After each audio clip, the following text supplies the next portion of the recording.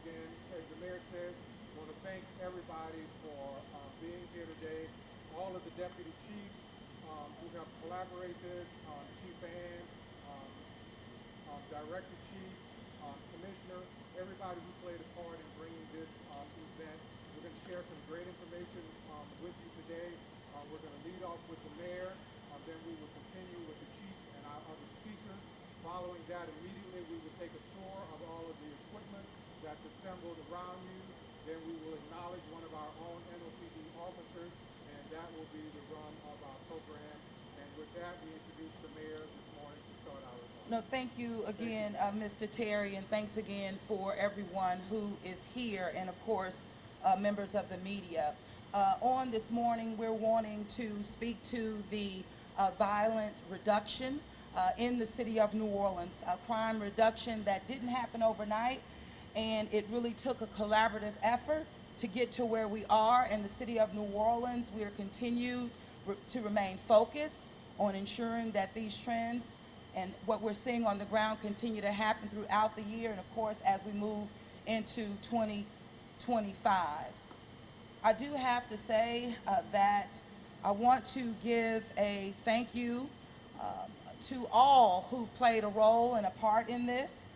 For me as mayor, it really does start with focusing on when I made roll calls at every single district in the city of New Orleans in 2022, and really listening to our officers and our platoon, those boots on the ground. And from there, working with my administration, my team, all of us collectively, our CAO, who you will hear from, to ensure that we directed resources, city council and the like, directed resources to where those resources were needed the most. But even prior to allocating resources, it took a very vigorous and hard fight, I would say, and somehow and sometimes feeling single-handedly to ensure that the city of New Orleans got a direct allocation of federal resources, so that in line and in partnership with my sister and brother mayors across the United States. But with that direct infusion of ARPA dollars, we've also activated, again, resources that you will hear from or hear about this morning. Again, not happening overnight. A part of the partnership also speaks to tapping former Chief Pichardo, who worked with the New Orleans Police Department as a consultant, working out an assessment that therefore led him working with our department for over a year. That led to not only a transition relative to resources, but also as it relates to untapped resources in terms of strengthening our partnership in terms of how we do work together. You're going to hear from many of those law enforcement partners as well. But it really does speak to, again, a unified effort from Chief Ferguson, from Chief Woodfork, and also to our very own now, our Chief Ann Kirkpatrick, again, in partnership. I want to bring up Chief Ann at this time, and after Chief Ann, we're going to keep it rolling, but bear with us. There's a lot to report because the results are real, and it's because, again, a collaborative effort in the city of New Orleans. So at this time, Chief Kirkpatrick, please come forward. Hey, Give us some love. No, well, thank you, Madam Mayor. You're the one actually who deserves the love to begin with, because I want to thank, before we even get started, Madam Mayor LaToya Cantrell. It is through your leadership, Mayor, that we have been able to get things done. We cannot get things done unless you give us the green light. And so you deserve all that you have been is the lead of getting where we are today. So thank you, Mayor. You deserve it. I also want to thank our city council, but today we have Councilmember Thomas with us. You know, they represent the voice and the people of the city. And so it is also in partnership with you. So thank you for representing City Council. There's so many people up here that I won't even call out individually per se, but I do want you to know, every one of the public safety team here, your partners, You've proven that you are in real partnership, and I want to thank you for that. For the leadership of the New Orleans Police Department, thank you. And then obviously the men and women and the professional staff, we are a team. And right now what I wanted to do is that we have been sharing piecemeal with different members of the media, the stats and the accomplishment, and we thought that this was the best way to bring all of you together to share and hear one voice about the fruit of our crime reduction plan. That crime reduction plan that we do work, it is a strategy that we actually implement, was in the mayor's crime reduction plan that I read when I was a candidate for this job. And when I read that, I was like, Mayor, my gosh, you have the plan right here. The plan that I was familiar with and that just simply needed to be taken off of the shelf and a little more refined and implemented. So thank you to all of you. So let's get to the numbers. The reason this is so important is that our nation knows that there is a national trend of reduction in violent crime. That reduction, though, is around 13 to 17%, depending on what that's the national trend mark. New Orleans is beating that national trend almost, well beyond twofold. And so it is leading the country.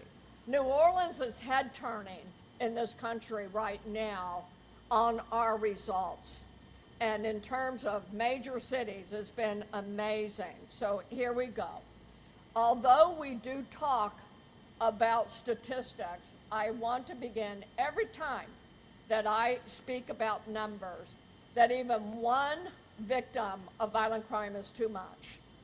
And that those numbers, there's a person and a family behind that number. Someone is grieving, and I never want us to forget that. But we use numbers and statistics to frame our thinking so that we can understand. And so it is fruit on the tree in terms of how to frame reduction. Overall, our persons crimes, these are crimes against people, that has decreased in an overall 24%. Violent crime, which includes murder, those who have been shot but did not die, and armed robberies has decreased in this city 43% since last year. Murders, more specifically, we have seen 51 fewer murders this time last year. That is a 37% decrease.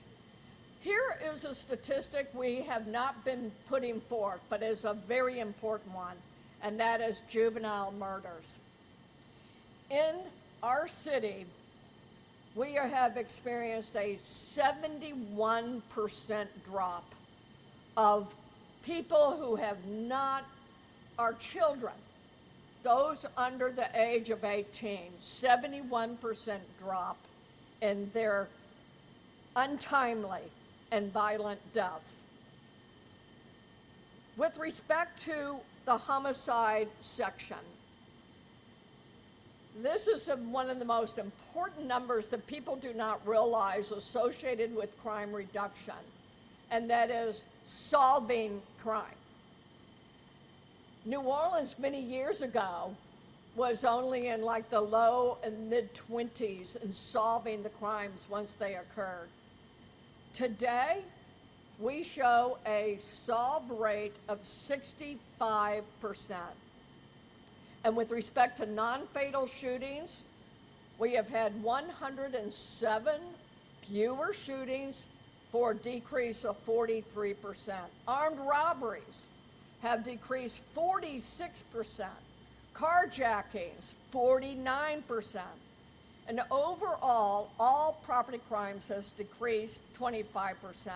But I want to pick out a few property crimes. This city was plagued with auto thefts We have decreased our auto thefts by 46%, and most people who live as a resident in New Orleans, if you're going to be a victim of any kind of crime, it is likely that your car was broken into. We have experienced a 44% in car break-ins, but I'm going to digress for a moment in saying that for those who are listening, get your guns out of your car, because that is why your car is getting broken into. And most of our guns that are used in crimes, that are stolen guns, are coming from your car. So please get your guns out of your car, okay? But that alone has also decreased 44%. The one area that we've seen an increase in is actually shoplifting. Shoplifting has increased, which is true around the country, but at the top of the year, we saw very high percentages of an increase. And in a 6-month period of time, through the day in, day out work, with the particularly drugstores and places like that experience high shoplifting, through our combined efforts, we now have slowed that rate down to 21%. But when we were well into the 100% increase, that is an incredible reduction. All right. Our emergency response times. How quickly can we get to you once you call 911?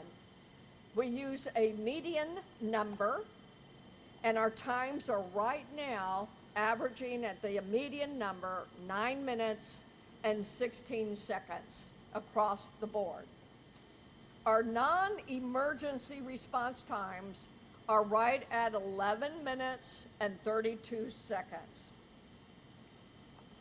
So overall, the past year, we have seen incredible, as I said, national head turning of what New Orleans is doing.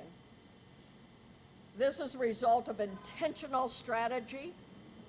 We use our tools that you are here to see today. We use a great deal of data-informed information.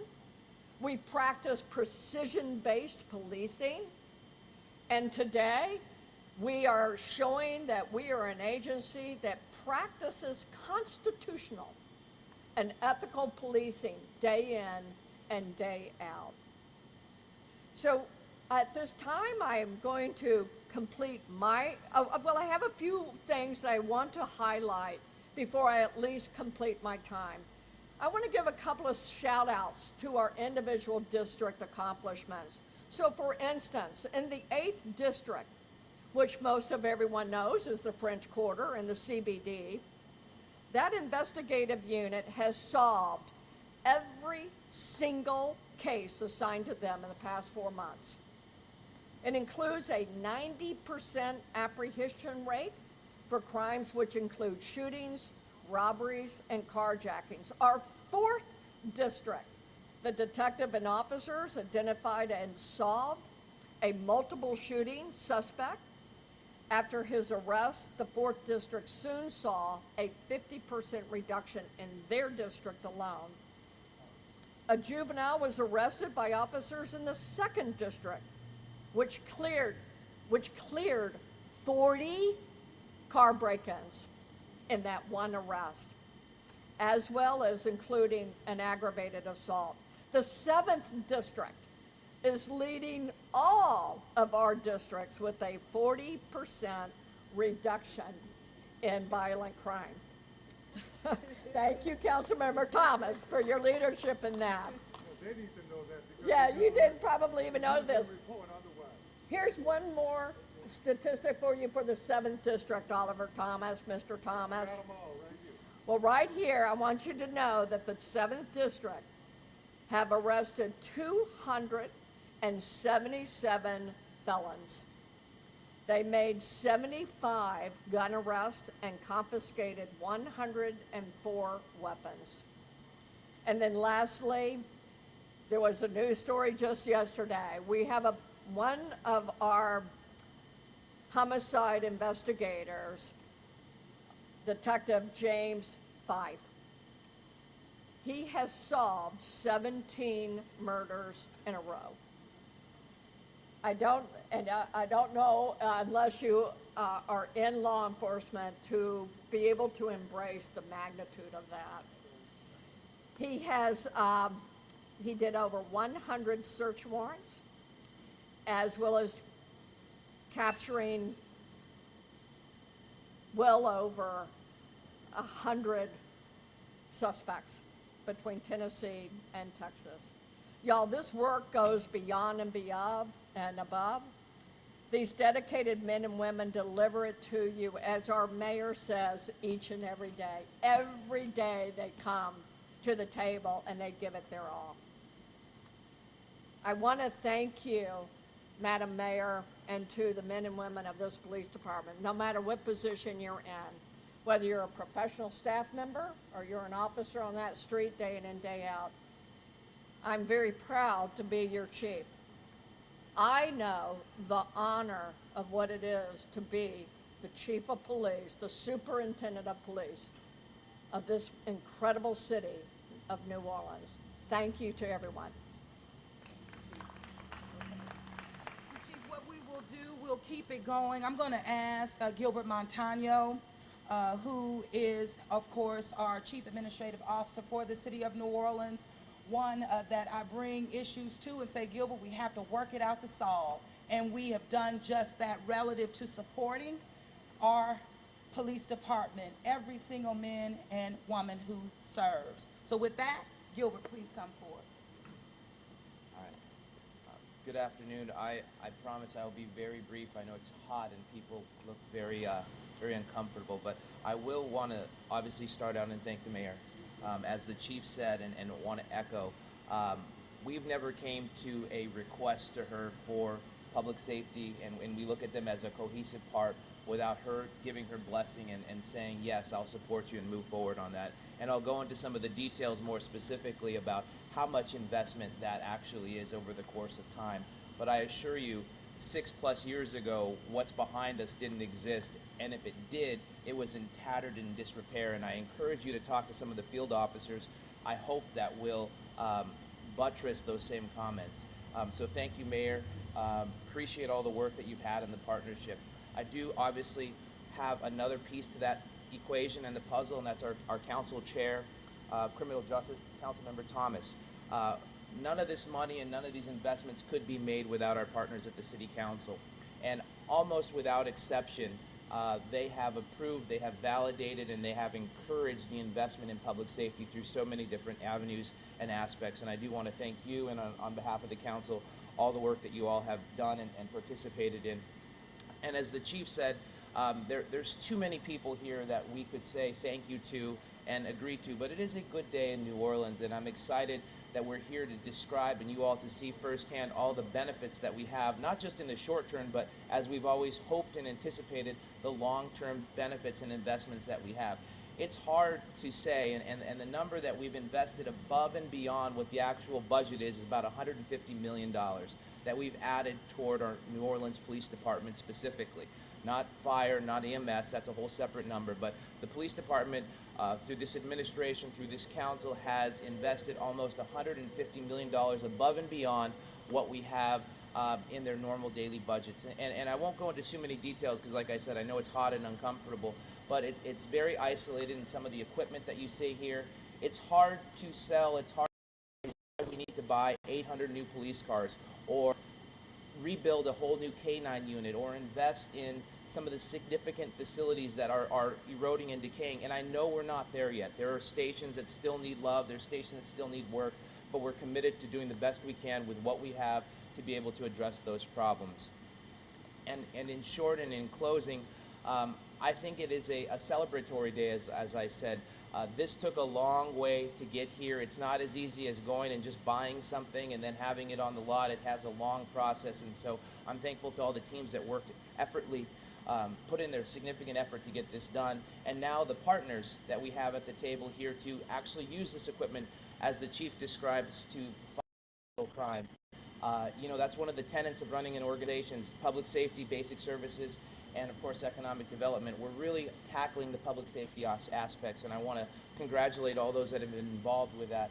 And with that, I will turn it back over to the mayor, and once again, my apologies. I haven't said thank you to everybody here, but leadership and others and media, it's a great day to celebrate. I'm very optimistic about the future of New Orleans. I will just say there's so much happening right now, both with Super Bowl and other events coming, Taylor Swift, future Mardi Gras.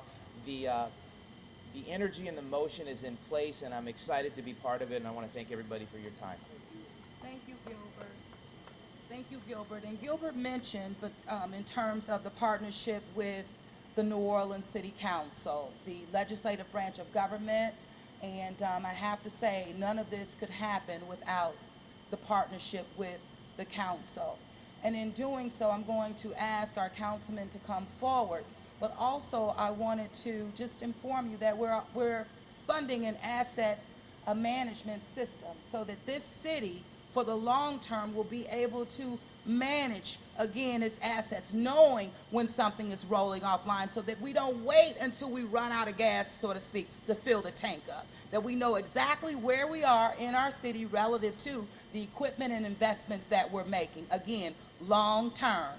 Councilman Oliver Thomas, making things happen for us. Thank you. First, I want to thank everyone gathered here today. Thank you, Madam Mayor, CEO, but most importantly, all of our partners who are here. As someone who, you guys have heard me talk about the history of the city before in violent crime, I see some veteran reporters here, Tron, Mr. Mackel, and Paul. You guys, if you remember, if you're keeping up with the history, especially the city and violence, you'll remember the 17 years of violent crime, 300 and 400 murders. Even before that, you'll remember, if you've read the history of the city in the early 1900s, when immigrants were slaughtering each other. You'll remember when the underworld in the 40s and 50s was fighting over territory in this city. But you'll also remember back in the middle 90s, in 1995, when it was my second year on the council then, and crime was reduced 68%. Violent crime, we led the nation. It was double the national average. And here we go this time around, Travis, my second year on the council again, and we're leading the nation 71% in juvenile crime. Now, I'm not saying this is the Oliver Thomas effect, but history says when you line up, when you partner within the community, when you partner with folk like Pastor Watson, when you partner with our different law enforcement agencies, the same thing, Madam Mayor, happened then, where the murder rate went from 424, Chief, to 159. The library had a program. Peacekeepers had a program. NORD had an extended program. So for me, it's important here because, especially representing New Orleans East, and as my second year as councilman of New Orleans East, no other community has experienced, I think, a wrongful stereotype. And very rarely does the good stories about New Orleans East happen. I'll never forget, Madam Mayor, a reporter calling me about a shooting in New Orleans East that happened on 610. And I said, yeah. She said, it happened on 610 in the East. I said, 610 is not in New Orleans East. The shooting that happened on Louisa in New Orleans East, and I said, that's not New Orleans East. So for the reporters who are here, and Tron, you'll know this, murder down 37% in the 7th district. Attempted murder 100%, Travis. Aggravated battery 24%. Shootings 54%. Aggravated assaults 30%. Rape 27%. Armed robbery 61%. Simple robbery 40%. And just for the folk who are in the press here, the largest African American municipal district in the state. It would be the 6th or 7th largest city if it stood alone. I would hope that you guys would begin to tell the story about that community and the successes and the good things that are happening, just like we've told the stories and got it wrong about the shooting on 610 of businesses closing, and what is now seems to be, Mr. Murphy, one of the safest areas in the city with the highest numbers of crime reduction. So on behalf of everyone in New Orleans East, just because it's my second year again on the council and we're experiencing the lowest crime statistics like it was before, it's not just the Oliver Thomas effect, it's all of the partners here who are making us safer. Thank y'all.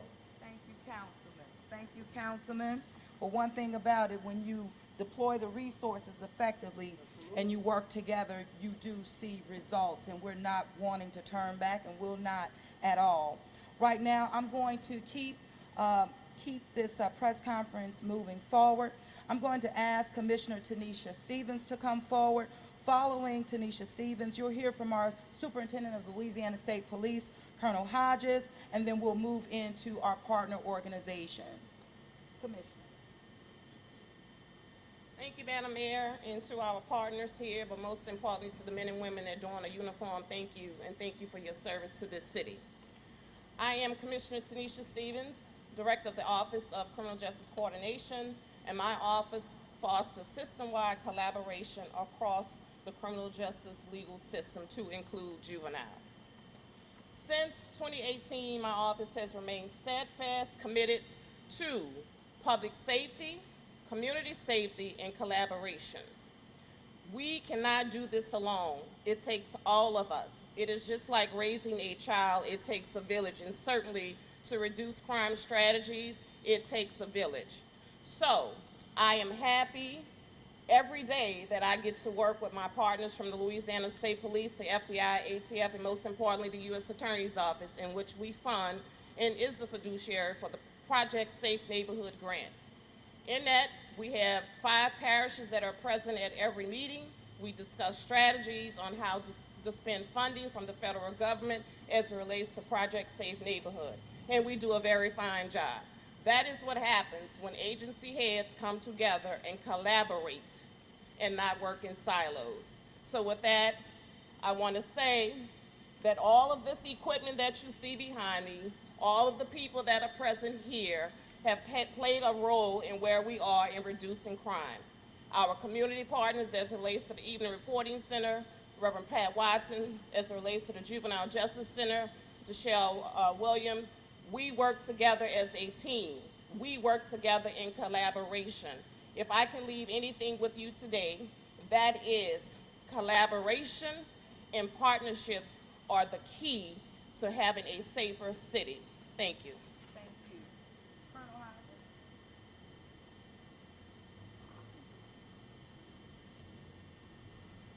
Good afternoon.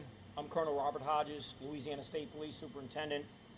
Our partnership with the New Orleans Police Department, which spans over half a century, has significant impact on the reduction of crime. This collaboration with the NOPD has become integral in our yearly operations and a staple in public safety. Additionally, our federal partners who are seated to my left from the FBI, DEA, ATF, and the United States Marshal Service are also an integral part of our success in the city. As you're aware, LSP Troop NOLA has established itself as a permanent troop in New Orleans under the direction of Governor Jeff Landry. Since its development, Troop NOLA has continued to partner with local, state, and federal agencies, as well as internal sections within Louisiana State Police for investigative-led policing, many of those who are behind our media today in plain clothes. These partnerships offer numerous benefits and are, in short, a force multiplier in police operations. By combining resources and expertise, we can significantly improve public safety outcomes. Troopers in NOLA have an integral contribution to the reduction of crime. In addition to the immediate removal of dangerous weapons, narcotics, and violent offenders from the community, several arrests have launched broader criminal investigations in the New Orleans area to include homicides, narcotics, trafficking, and organized criminal activities. Everyone knows crime has no borders, and our partners outside of the city of New Orleans are also significantly involved in our operations and our outcomes with success in arrest and reducing crime. As we hear about Troop NOLA's successes, we know there are many more to come. Troopers remain committed to making the city of New Orleans a safe place for our residents and visitors. As said before, we continue to work within our communities, and as we build trust with our residents and visitors, our city gets better and is more safe for everyone to live the quality of life that we expect and that everyone demands. Together, our efforts are making a difference in the New Orleans community and keeping our promise of one team, one dream, one Louisiana. Thank you. Thank you, Colonel. Right, and we're wanting to, again, keep this moving forward. Now, Gilbert talked about resources that we've deployed relative to the New Orleans Police Department, but also as it relates to public safety across the board and thinking holistically in terms of how we meet our people where they are. We stood up the Office of Violence Prevention under the leadership of Dr. Jennifer Vegno in terms of the health department. It is under that umbrella. And so this is in addition to the $10 million that we allocated to mental health services. This is in addition to the MCIU in terms of the response for those suffering from mental health crises in our community. These things are working. But right now I'm going to bring up Ms. Roberta Duplique to talk to you about the work that she's doing, her team, as it relates to the Office of Violence Prevention.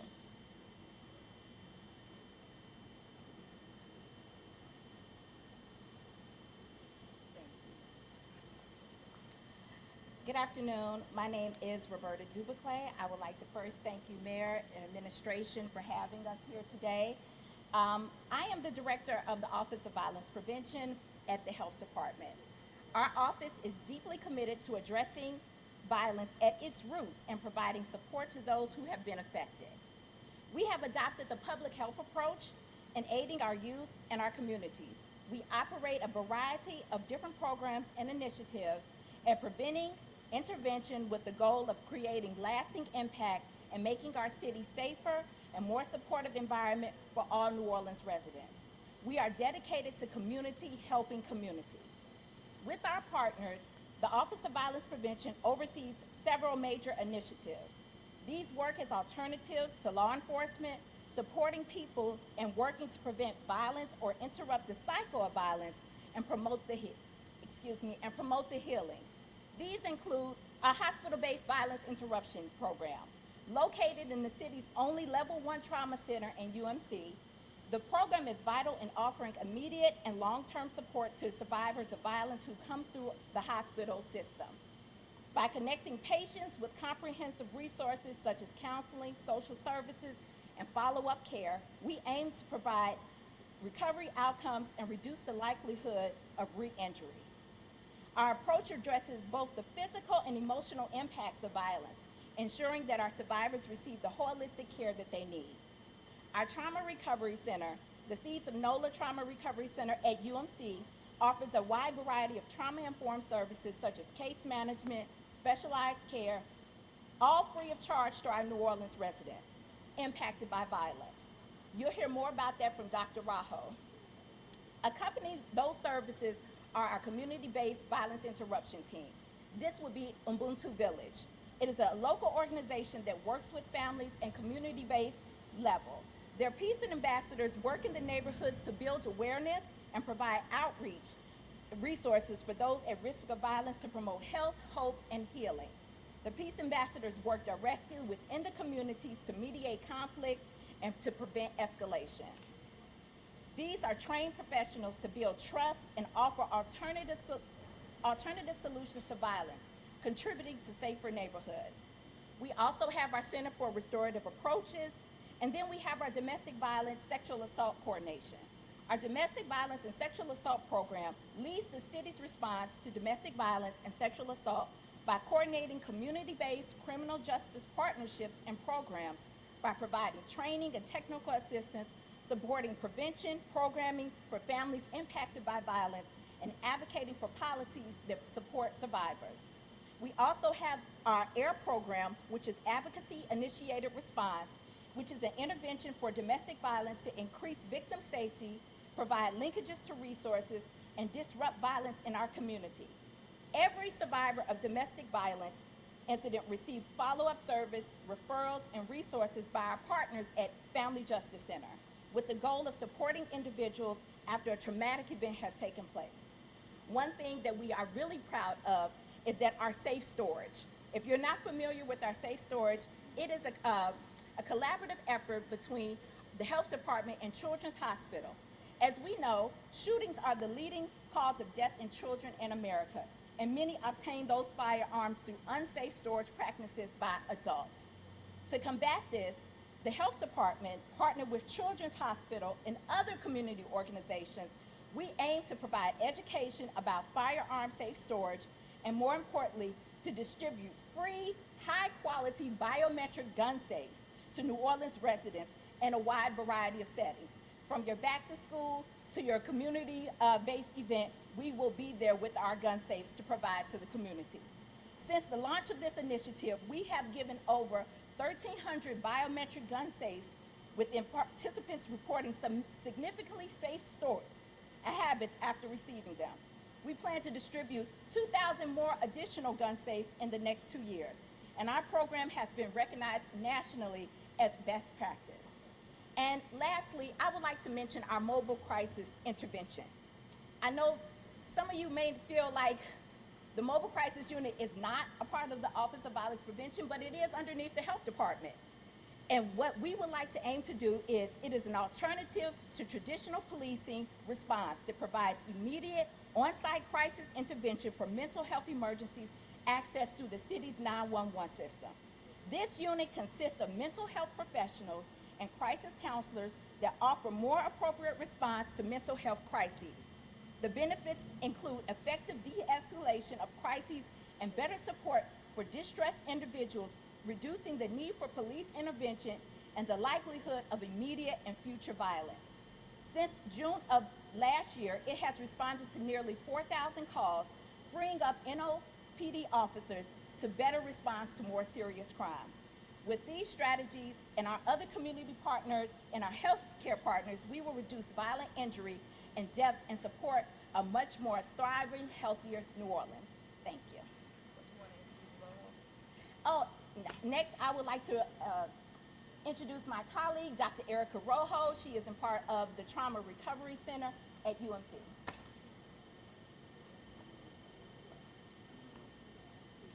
Hello, and thank you for having me. I'm Dr. Erica Rojo. I am a trauma psychologist, and I'm the director of Seeds of NOLA Trauma Recovery Center at University Medical Center, New Orleans. I just want to first start off by thanking the mayor and the city council, as well as our partners in the health department who made it possible for us to open the doors of our trauma recovery center in December. And this is the first trauma recovery center in the state, so it's a pretty big deal. And you know, at the Seeds of NOLA Trauma Recovery Center, our mission is really to promote healing among those in our community who have experienced trauma, violence, and loss by reducing barriers to specialized mental health services that are trauma-informed, evidence-based, and delivered with compassion. The Trauma Recovery Center provides comprehensive mental health and support services to victims of recent violent crime and loss of a loved one to homicide, as well as other violent crimes. TRCs use a combination of assertive outreach, trauma-informed and evidence-based therapy, case management, and legal services to meet victims where they are and tailor the care to each person's individual needs, as well as their families. This integrative approach to care serves the whole person and removes barriers for those who have experienced multiple types and incidences of violence. Services are provided by a multidisciplinary team that might include anyone from psychologists, psychiatrists, social workers, and on and on. So in order to expand victim services and interrupt cycles of violence, Seeds of NOLA has implemented both this Trauma Recovery Center as well as a hospital-based violence intervention program. And together, this creates a more robust support network for people injured by violence. We recognize that reducing symptoms of post-traumatic stress disorder and other trauma-related distress, as well as connecting survivors to resources that are linked to social drivers of health, is crucial in reducing violence and bringing peace to our community. This is why we work closely with many community partners to support our survivors. Our partnership with Ubuntu Village and their peace ambassadors has been pivotal in creating change here in our community. together with the hospital team and the community partners, we're working to change the narrative of gun violence, interrupt cycles of violence and trauma, and find alternatives to shootings, and build up our community one person at a time. Thank you so much. Thank you very much. And one of the things that you've heard me consistently talk about in terms of our holistic approach and meeting our people where they are is meeting our young people, our families where they are as well. And we've been very intentional of treating root causes, and it doesn't happen overnight, but it's necessary. And so as a result, I wanted to bring up Ms. Anna Maria, who leads the Mayor's Office of Youth and Families, and you're also going to hear from Ms. Kendra Parsons with the Pathways Program, in addition to Reverend Pat Watson with our Evening Reporting Center, and we're going to round it out with Director Williams from the JJIC. Again, focusing on our youth. We didn't get to that reduction, again, just because it was only because of an intentional focus that we've remained. Ms. Anna Maria. Thank you very much, Mayor Cantrell. Hello to everybody, and thank you very much. Yes, my name is Anna Maria Villamarin-Lupin. I'm the Deputy Director of the Office of Youth and Families on behalf of Director Howlett. And in 2020, our office piloted the Pathways Youth Internship Program for system-involved youth, and it is now operated by the Graceville Yountville Institute, which you will hear about shortly. But one of the other things that we also established is the Mayor's Youth Advisory Council. And this is in alignment with the Youth Master Plan, which I really hope everybody has looked into and dived into, because it's an important document about how we envision a New Orleans that centers and values quality of life for the young people in our city. And so the Mayor's Youth Advisory Council is in alignment because it is a platform for and to elevate youth voice and advocacy. Over the last few years, they've produced town halls, and the last 2 town halls have focused on the issue of violence and gun violence and how it impacts young people. Some of the members on the council, this has touched their lives personally, and of course for everybody else on the council and all youth in New Orleans, it has touched their lives because they're residents of the city, and it hurts when anybody of any age dies in our city or is a victim of crime. And so in this work of the council, the impacts and the proposals that have come out of these conversations have certainly informed leadership regarding the need for mental health supports, recreation, workforce development, and connection, among other strategies that enhance youth and, of course, family well-being.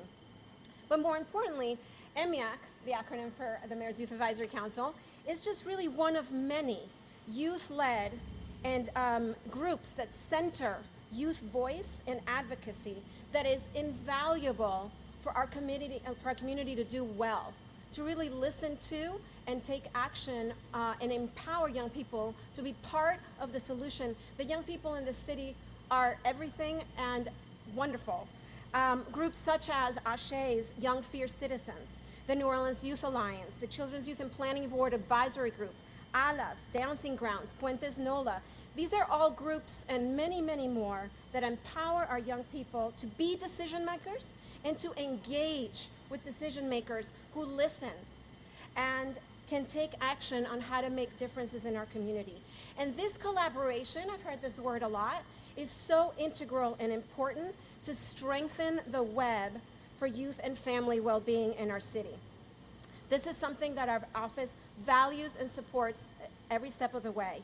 For example, on the 28th, the Louisiana Center for Children's Rights and Daughters Beyond Incarceration are hosting a Youth Justice Town Hall from 5:30 to 7 at 2129 Oretha Castle Haley to talk about these issues. And so it is really important for us as a community to support events every step of the way that are doing positive things to enhance our well-being. Thank you very much. And now I would like to introduce Kendra Parsons, who is the Executive Director of the Graceville Mindful Institute. Thank you. Great afternoon, everyone. Thank you, Madam Mayor.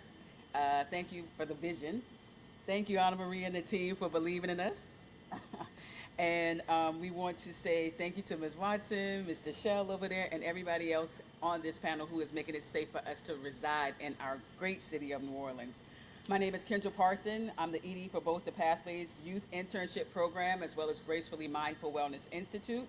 Today, also with me, who you may not see, is our AD, Ms. Ariel Alexander, our community and court advocate, Mr. Steve Yost, and one of our Pathways employment partners, Mr. K.C. Singleton of Canis Integrated Behavioral Solutions. We are here representing just a small part of the Pathway teams that work with our youth on a regular, everyday basis.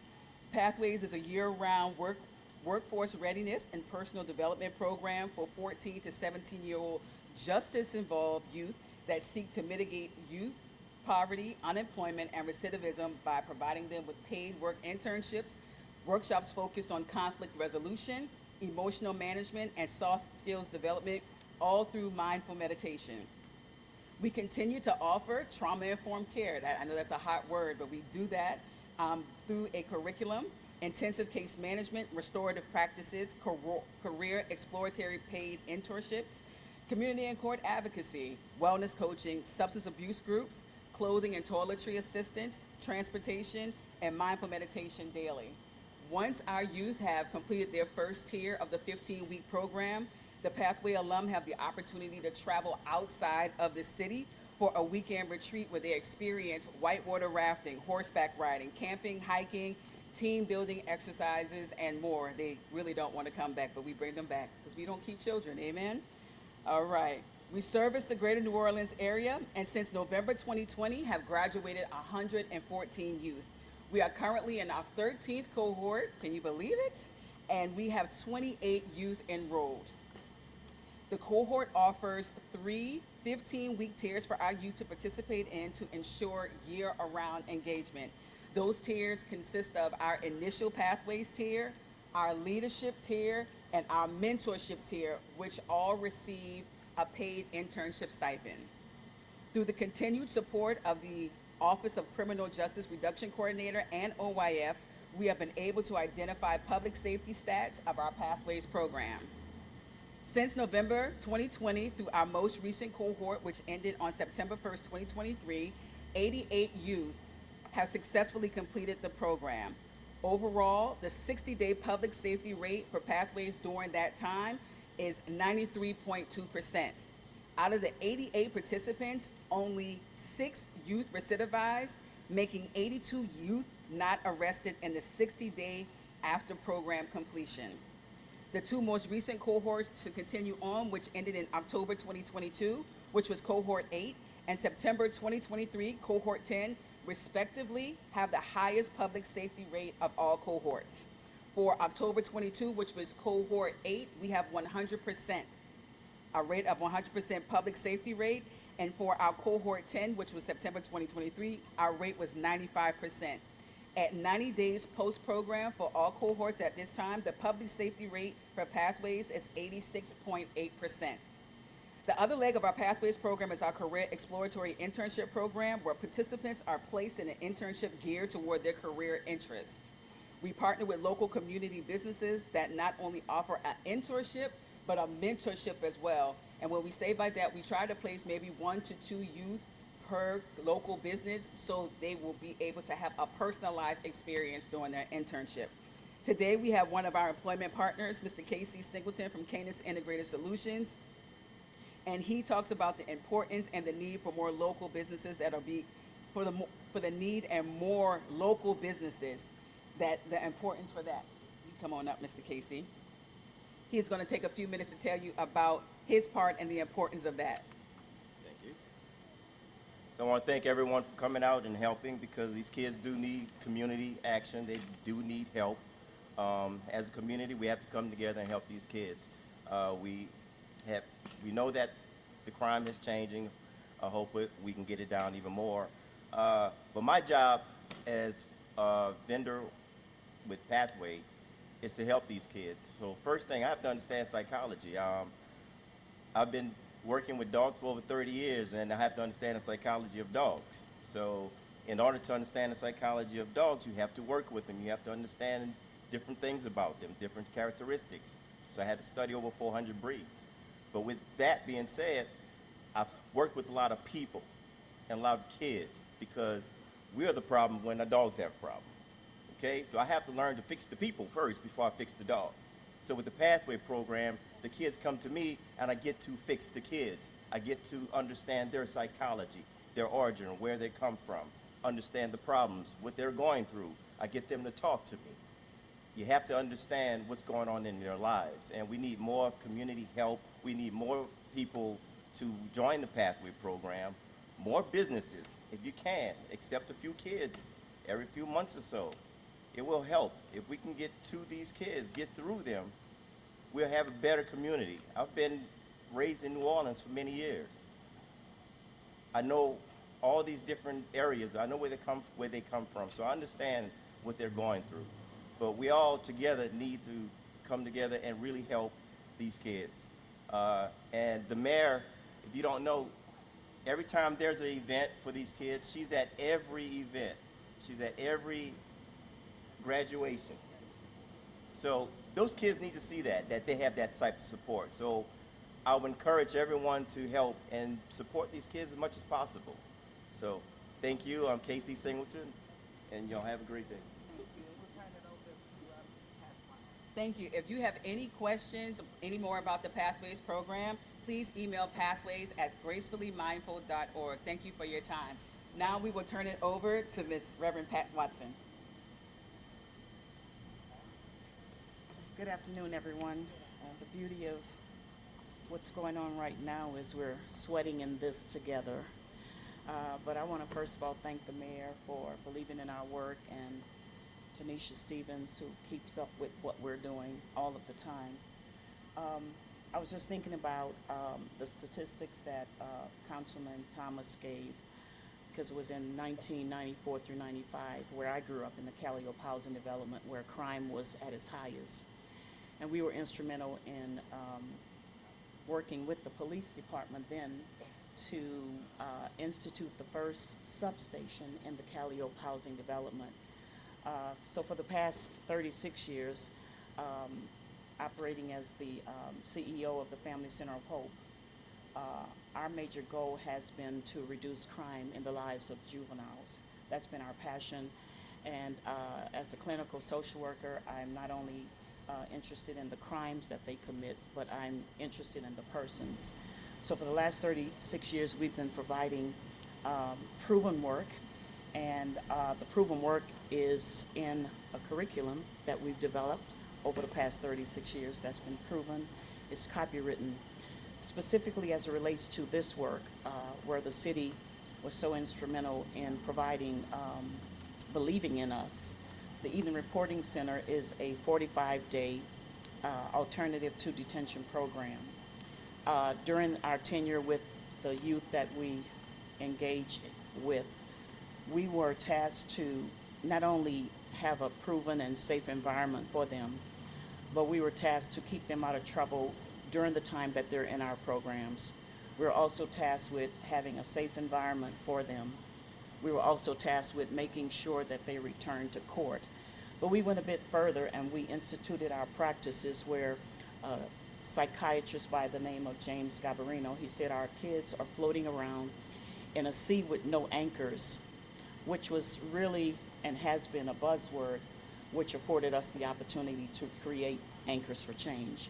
So when the kids leave our program, we believe that they're anchored in terms of knowing themselves, accepting themselves, and developing themselves and giving themselves.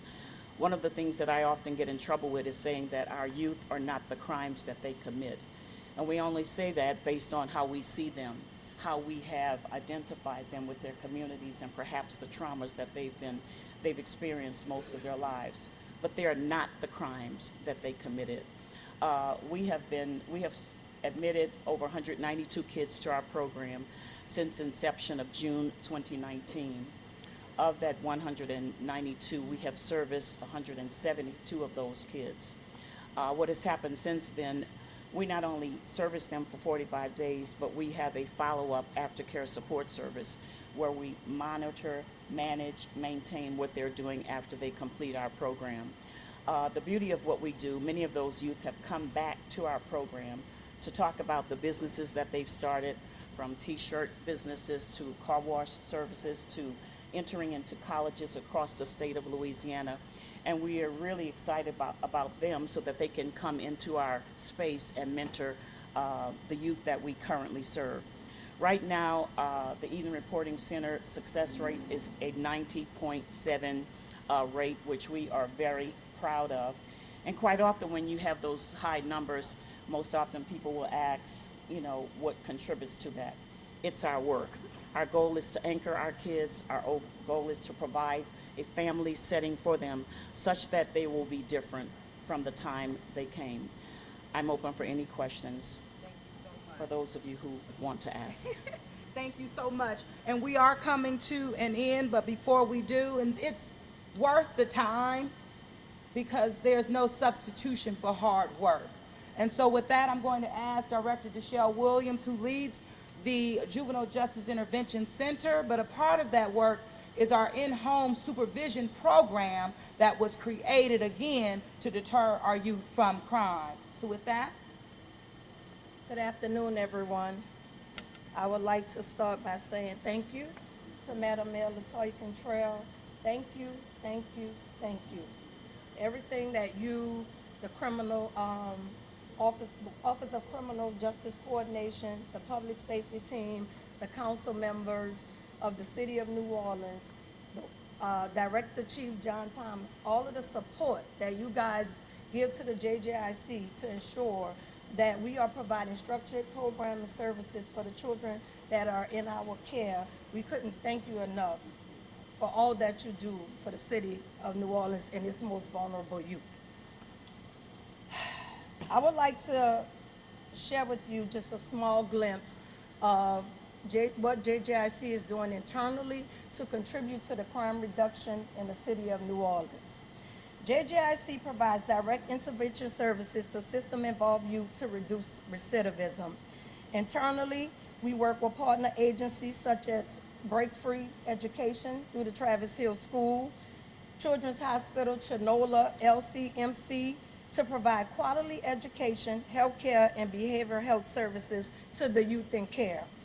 Our therapeutic and restorative services include conflict resolution, workforce development, wellness and mindfulness, grief therapy and trauma therapy, physical fitness, and spiritual counseling. We work with dedicated partners including New Orleans Youth Coalition, Cultivating Youth, the Young Artists Movement, Spectrum, Positive Minds, Positive Movement, TOCA, and Artivism Dance Therapy. We have other programming partners who contribute to the rehabilitation of youth in our care. In addition, we work with at-risk youth and their families in the community through our intensive in-home community supervision program. The program provides intensive wraparound services to families to overcome barriers and navigate support services with the community. Our community intervention directly connects families to needed resources and directly reduces recidivism rates. We work with the community-based partners including ERC, Ubuntu Village, Pathways, Thrive Kids, and others that support family stability and success. Thank you very much, Director Williams. Now, we're going to finish just as we started with the real focus on the New Orleans Police Department, where we know the boots on the ground. It doesn't happen without them. It really starts with them and our collective efforts and in the spirit of partnership. So, Chief, at this time, I'm going to turn it back over to you. We will conclude. We're going to do it together. Yeah, okay. We're going to do this together. We want to just highlight and call out the special work of one particular officer as an example of what our officers do day in and day out. So, Officer Wogan, would you come forward with us, please? Come on, Officer Wogan. Wogan. On, Officer And Wogan. Please. What we want to share with you is this is Officer Wogan, who was the subject of a lot of media attention the other week. He was on a call for service in the 7th District when the person whom he was contacting over a shoplifting event actually attacked Officer Wogan. Not only did he attack him, but he actually was trying to put him in a chokehold. And Officer Wogan was on this call all alone. we watched this video, as you saw that video, and we celebrated a particular member of our community and others in this community who helped Officer Wogan pull this man who was attacking him off of him. But it was Officer Wogan who was in a deadly force situation because the man got him around the neck. Y'all, what we want to celebrate, number one, that you are okay. Yes. You are okay. You were the one I went to go Yes. see when I had my little accident. But let me share something with you and what the mayor and I together and your whole team, the amazing restraint. Yes. And that's what we don't talk about a lot, but day in and day out is the restraint that is used by our officers. And he is a prime example with that. And we wanted to congratulate you for your expert level of policing, your day in, day out. We want to thank our community again, but thank you for your work, and you are an example for all those, but we wanted to give you the honor of recognizing you today. So thank you, Officer Wogan. And what Officer Wogan, what you're an example of is what this department does best in this country, and that is constitutional policing. And at every stage, you maintain restraint. And at any other place in this country, I cannot stand here and say that those around you and around in the community would not have been struck by a weapon. But it was your restraint that is backed up and rooted in the training of the New Orleans Police Department. I thank you. When I called you, checking in on you, and I heard the little one in the background, and you said, Mayor, I'm with my family. I'm saying, job well done. Because just as you're on the ground, like all of our officers, protecting and serving, giving them the tools that they need to do the job that we want them to do, thank you. Thank you so very much. You matter, all of our officers matter, and we just wanted to highlight you as being the example of many. But our police department is second to none because of officers like you. So thank you. And I love hearing that baby in the background. I can't tell you how that made me feel. Officers need to get home safe to their families too. Anything you want to offer? Come on. They got to hear from you. We're hiring too. I just want to thank Superintendent, Mayor, and the community for their support. Because without the community support, this event could have turned out much worse than it was. So thank you. Yeah, thank you. Thank you. Thank you all. Sergeant Davila is going to direct all of you as we do our quick tour. Thank you all for coming today so you all can get video of all the equipment, which is part of what we've been talking about today, a unified approach and the technology and the equipment to back up good community policing. So Sergeant will guide you all on that tour so you can start getting video of your equipment. Thank you all.